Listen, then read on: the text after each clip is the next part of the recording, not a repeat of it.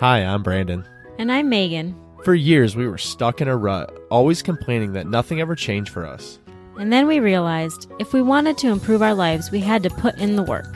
Each week on this podcast, we'll get into an aspect of personal growth, relationships, or just life. Through our own experiences and guest interviews, we hope to inspire you to make your own positive changes.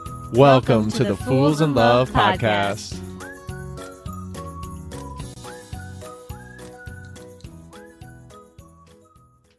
Hey, y'all. Today, we're so excited to have Whitney Oppenhuizen on the Fools in Love podcast. Whitney is a certified intuitive relationship coach who focuses on helping people connect better to their intuition and providing them guidance and tools for making significant shifts and leaving their old patterns in order to live more authentically. She also co-hosts a podcast called The Messy Path, which focuses on personal development and relationships. Welcome, Whitney. Thanks. It's so good to be here and to be chatting with you both today. Absolutely. So we always start with our guests. Just tell us a little bit about your journey, what's brought you to this point, and then, just give them a little background of where you're coming from. Sure. Absolutely. So I have always been into self-development in some way, shape, or form. And then it kind of exploded in college, trying to figure out what I want to do with my life and all that good stuff. And then it wasn't until 2016 that my life really pivoted. So I ended a long-term relationship with a person I was engaged to, and really kind of realized where I was in life was not fulfilling for me. So that relationship wasn't supporting me in the ways that I realized I needed. And I was working in corporate marketing at the time, and that just was not something that was fulfilling to me. I had done my whole career in marketing, in agency, and kind of bouncing all over the place, and realized in 2016, like some big changes need to happen. So that relationship ended, and that was kind of the start of it. And then about a year and a half later, I had the opportunity to move out to my favorite place in the world, which is Jackson Hole, Wyoming, a place that I had spent a lot of time in growing up, and got my childhood dream job working for this summer camp that I went to as their nonprofit development director. And it really just kind of snowballed from there. During that whole time, I started falling in love with the act of coaching. So I had worked with some life coaches before, and I really decided that was it. That was my calling, was being able to share my story and how I navigated through negative relationship patterns with other people, and sharing some of the tools that I had used successfully. So about a year and a half ago, I started being open, and I now work with women mostly, changing their approach to relationships and also their approach to connecting with themselves, and really using intuition to guide them. So it's been a wild ride, but a lot of fun. I love that. I am so happy for the way that you found yourself and how that all played out for you. That's a really cool story. And I wanted to touch base with you real quick before we get moving. What do you consider intuition? Like you said, getting in touch with your intuition. What does that mean for you? What does that mean for the people, the women that you're coaching? Yeah, absolutely. So your intuition is that tiny little voice in your gut, in your heart, that is trying to guide you. And more often than not, we only really hear it when we're in really big, oh crap situations. It's kind of that big push, you need to go now, but we can actually access it every day to make any kind of choice that we want. So I really love developing mindfulness practices for my clients to help them understand that inner voice. That's another term I think that's used quite broadly to describe it, but it either comes to you in the form of a feeling, or you might hear a voice in your head that doesn't sound like your own inner monologue. You might just kind of sense that something needs to happen. I have some clients that really do feel it in their gut. They, their stomach kind of turns when they know it's not a good decision, or they feel that excited leap, you're on a roller coaster when you know it is a good decision. So yeah, it means different things to different folks, but that's how I translate what intuition is. Right. And that's exactly where my mind went. It's that gut feeling, the times where we always do things where even if you make the wrong choice, you usually know what you're doing in the moment, and then you kind of just ride that wave either way. But you can get that sense that you're either going in the right direction or you're forcing something, it's not coming easily. I did want to ask, you said, you were in that negative relationship. That's kind of what led to your realization to kind of go down this path. Mm-hmm. So what was it in your particular relationship, if you don't mind speaking to that, what was it that kind of led you to the place where you knew it just wasn't a healthy place to be, a healthy environment? Absolutely. So there were several factors. It's never really just one thing in relationships, but one of them was I realized I was unable to be all of who I was as a person with them and feel that respect and that connection. And that got to a point where I really felt like I was just living as like a shell of myself. And they also had some struggles with addiction and mental health issues that I tried my best to be there and to support them. And then also in doing that work, was in therapy myself and realized that I was struggling with codependency. So that really kind of opened the door for me to say, okay, I can be here and support loved ones, and I need to have boundaries around that. And I had never had boundaries before in my life. So then when I started enacting those boundaries, my ex did not respond positively to me saying like, I can't do this for you. Like I can't hold all the emotional burden in our relationship. And it got to the point too, where he wasn't taking care of himself. And I realized I really needed somebody who could do this work with me and who I wouldn't be metaphorically or ended up literally dragging him up a mountain. Like that was when I had this aha, was climbing this mountain for my 30th birthday. And he literally couldn't make it up it. And I was like, okay, this is something where I want a partner that can do the hard stuff with me. And I don't have to necessarily always motivate. So, yeah. Right. Yeah. And it sounds like with that, we're getting more clear on really what you needed as a person. And I think that's easier said than done, but it sounds like you got to that place. I know so many of us struggle with understanding what you really need or what you really want. And even if you have that pull, you're like, what do I even do with this? And like you said, you were in that particular relationship, but it could be a relationship. It could be a job. Who knows what it could be, fill in the blank. And we kind of get stuck with knowing what our needs and wants are. I know that's one of the things you help people with. Could you talk a little to that as well? Yeah, absolutely. So that relationship and that whole period of my life really cemented this thing that I now use with all my clients called defining your needs, wants, and desires, or mapping your needs, wants, and desires. And when you're running through life, so often your needs and your wants and desires, so I'll kind of define those for you, they get defined by other people and external circumstances. It's like, well, I graduated college, so now I need to find that really great job.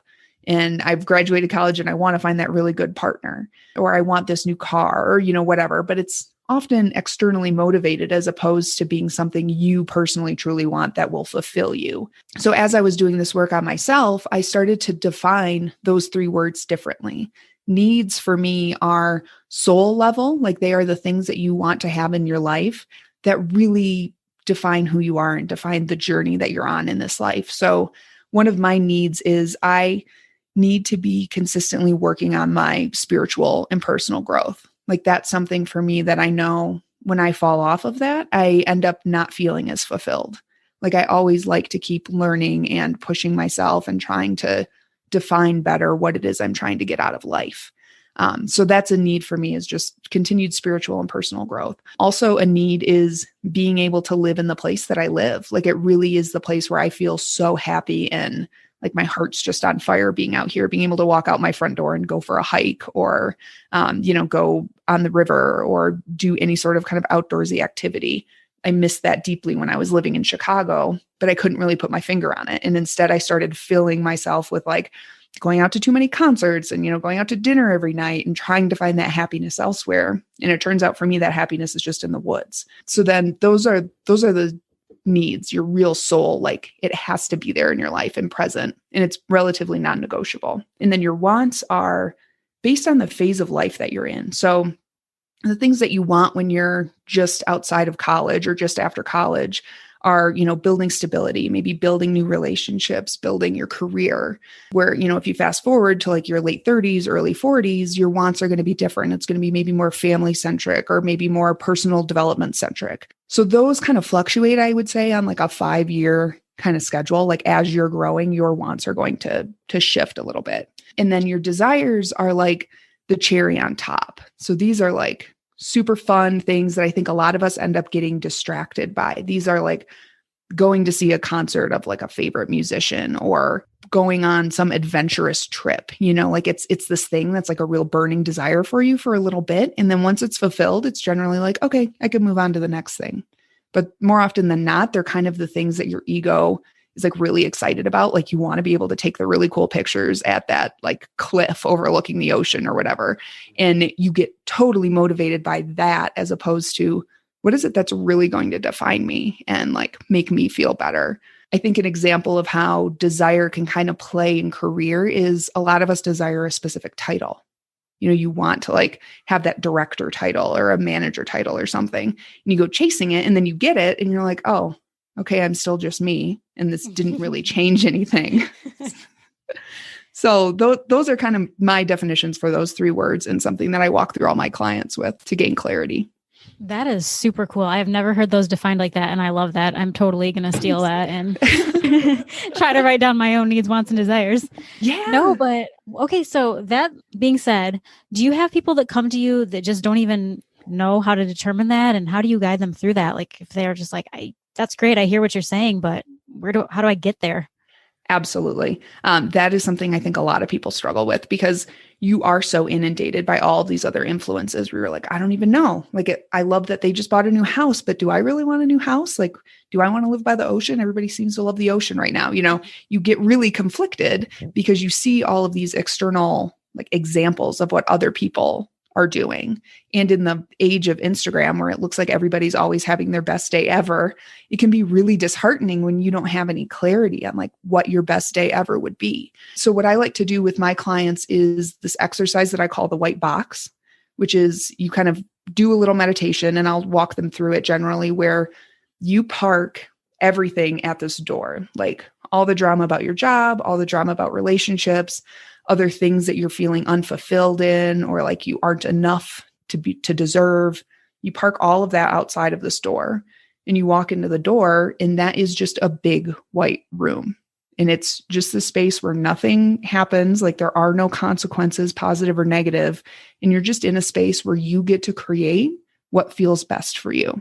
And so I'll spend maybe like 10 or 15 minutes with them in this white box, and we'll just talk about what would feel aligning and exciting for you in this phase of your life, like as you are standing here today. And that generally helps get their wheels rolling a little bit more because we're not worried about outside influences. We're not worried about, you just had a bad interview, or your boss is angry at you about something, or your spouse just got in an argument. Like you're just parking all of that reality so that you can anchor in what you really want to create. And I find that exercise really helps people kind of detach from all of their assumptions about what they can and can't have, and then gain clarity on what is it that I really want to create? Like, what's the feeling word that I want to have? And we start with feeling words because so often your mind gets hooked on real descriptors, or like, I want that car or that job or to have a house in that neighborhood. Well, what would it feel like to have those things? So we really start at that base level, and that helps them then gain clarity. Yeah, that's amazing too, because you sit there and most of the time, like you said, you come in and you're like, okay, so you're starting to talk about my needs, wants, and desires.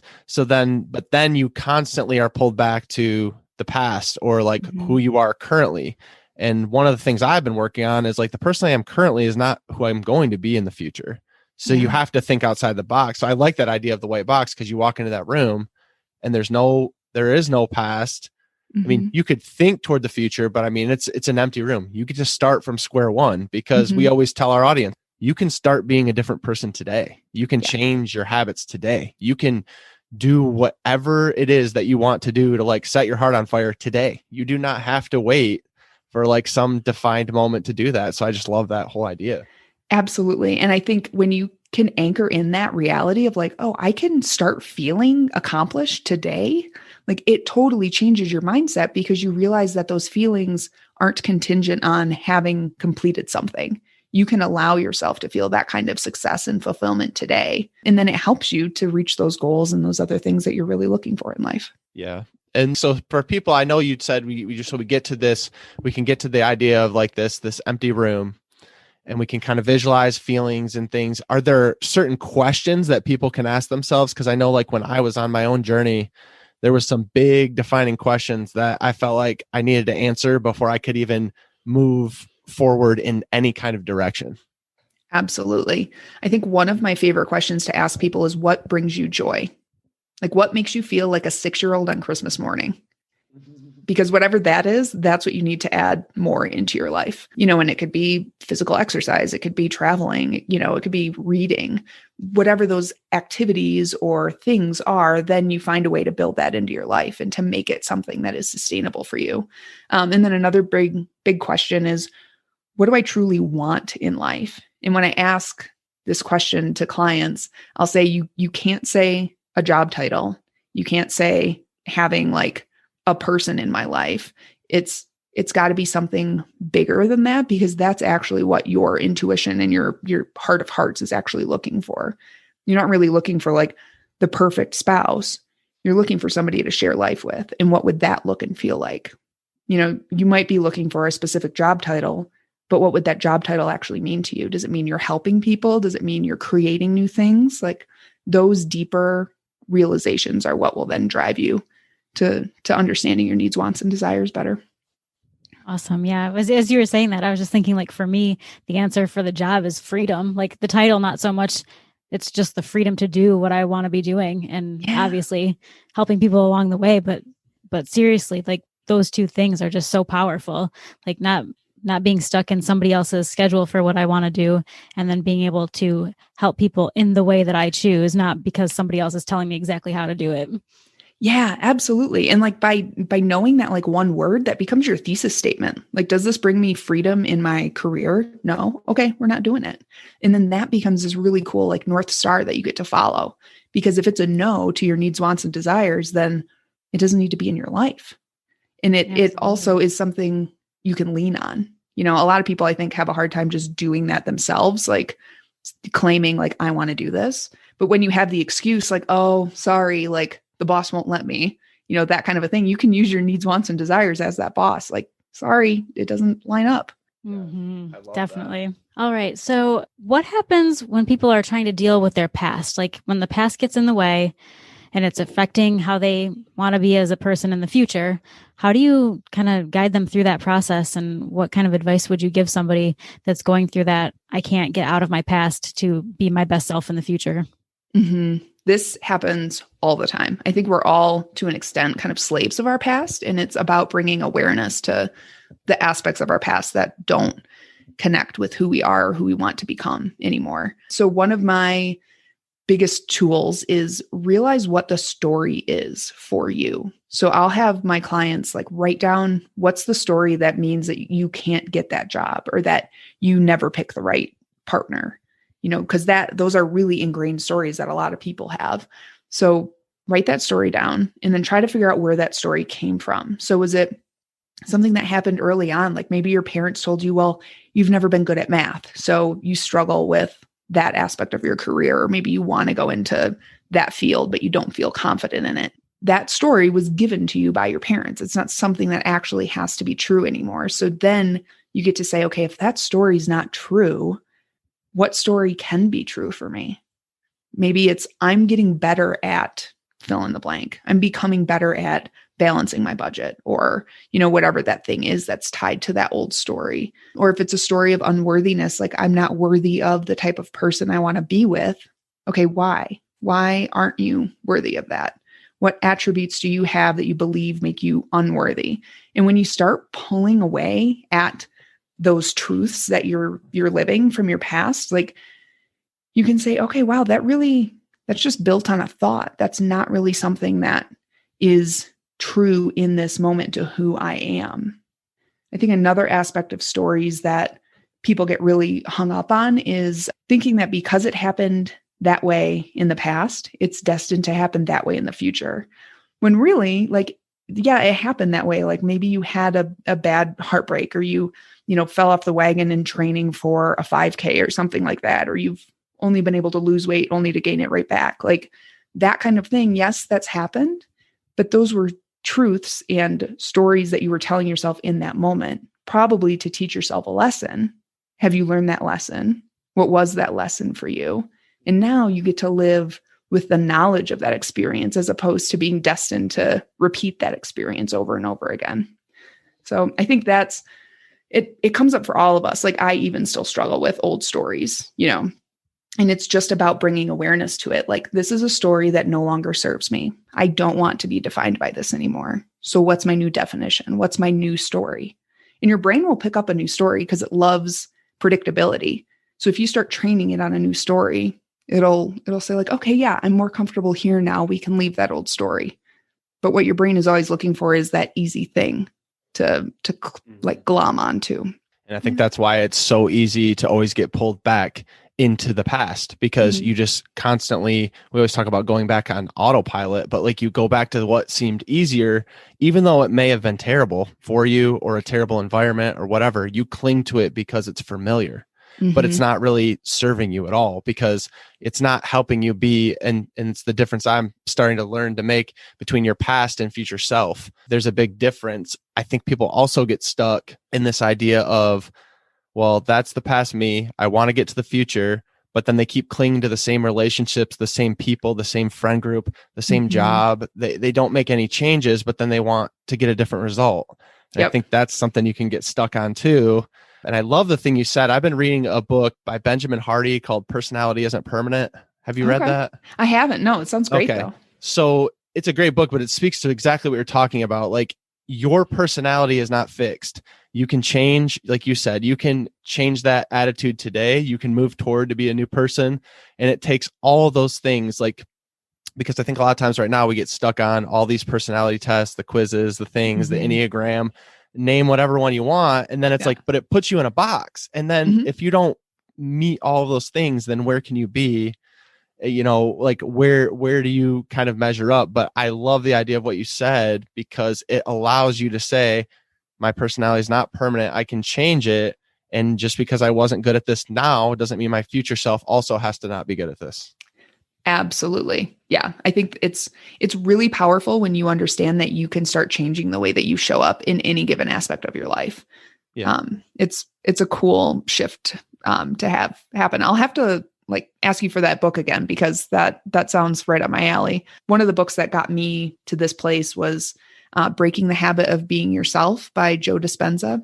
So he's a neurologist and has done amazing work just with mindfulness and shifting behavior patterns. And it's a really, really cool book where he walks you through like the neurology of your own brain and why you have the habits you do and why you have the beliefs you do.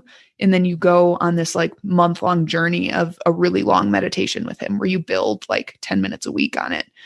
So if you're into meditation at all, if you're into changing stories, that's a great option too. Very cool.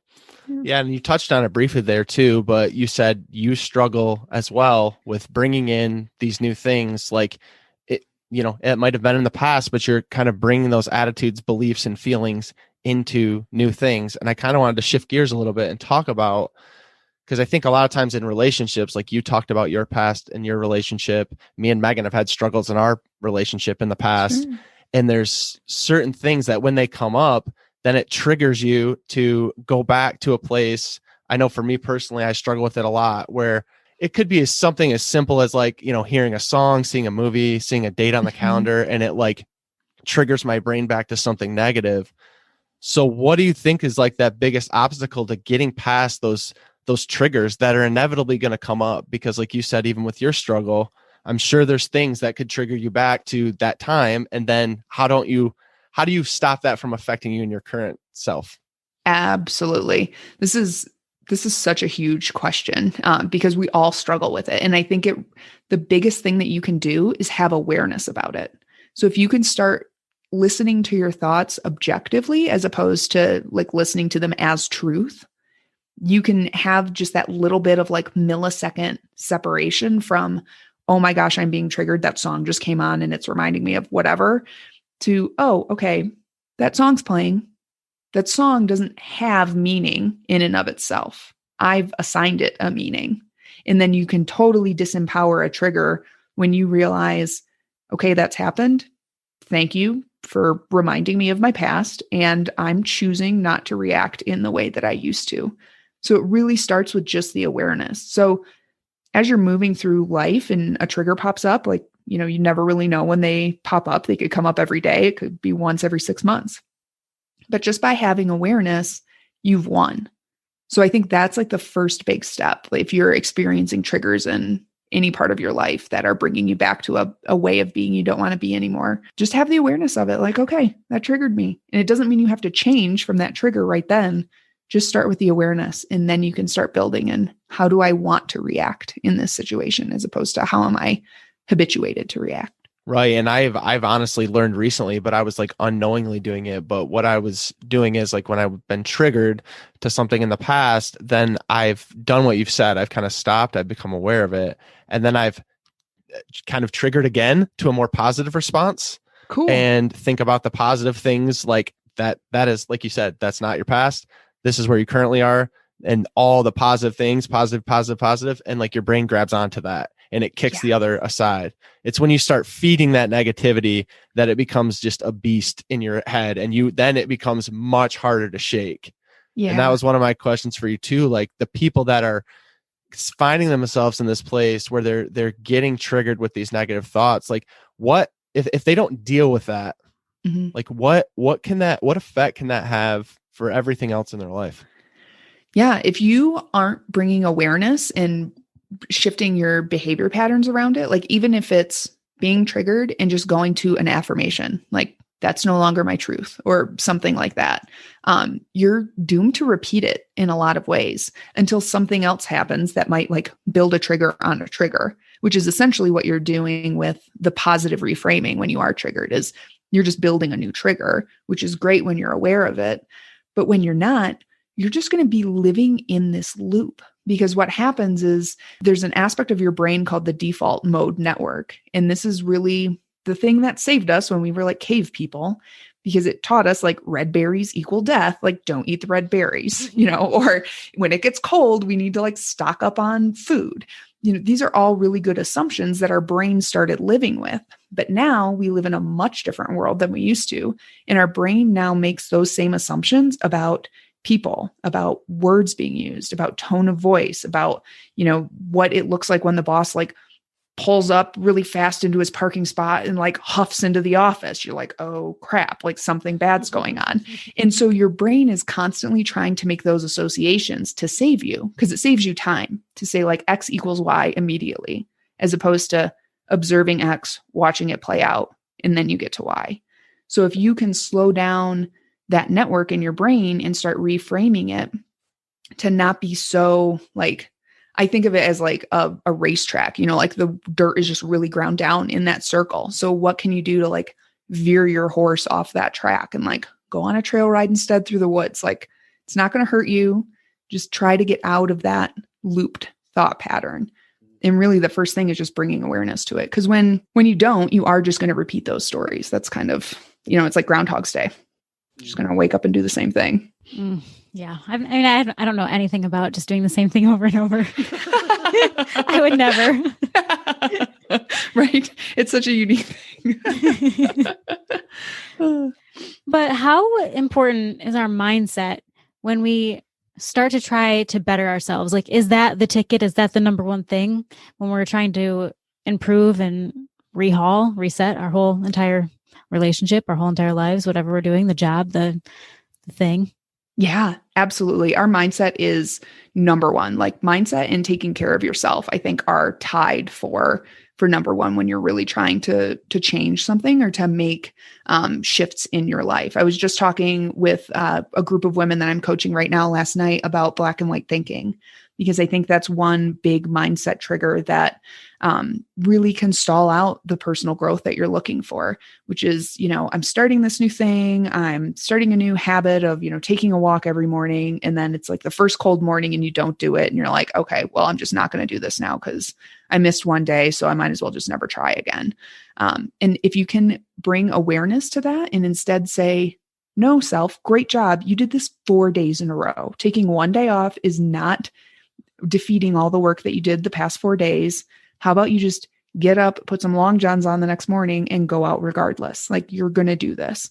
So finding a way to build in a little cheerleader into your mindset and to build affirmations are something that I really lean on because it helps you shift your mindset. So you might have that negative thought that's like always in your head, like, I'm a failure, or my boss doesn't like me, or it's hard for me to connect with my significant other, whatever that might be.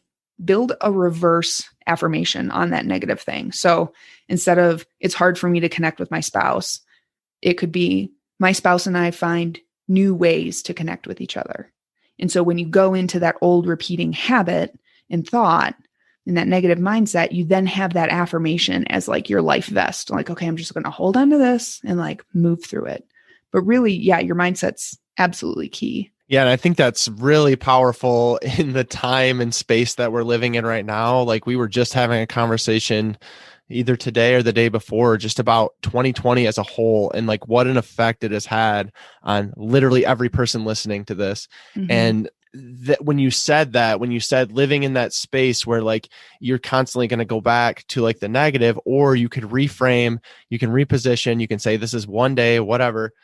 But I think 2020 has really thrown a loop into that. Yeah. And so like, can you speak to then how do we not make next year? I know like all of us are talking about, well, I just can't wait for it to get to 2021. It's like, but we do all understand that when the clock ticks at midnight, like that doesn't just all of a sudden snap and everything change. So How do we make sure we're showing up the right way going into this new year, going into this holiday season and everything else?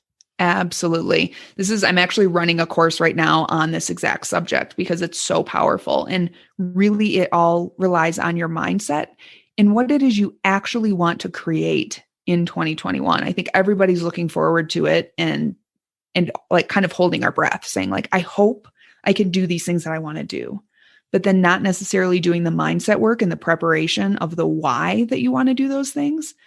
So inevitably, when some aspect of it might get derailed. Like I think 2020 taught us all that like almost anything can get derailed and it probably will.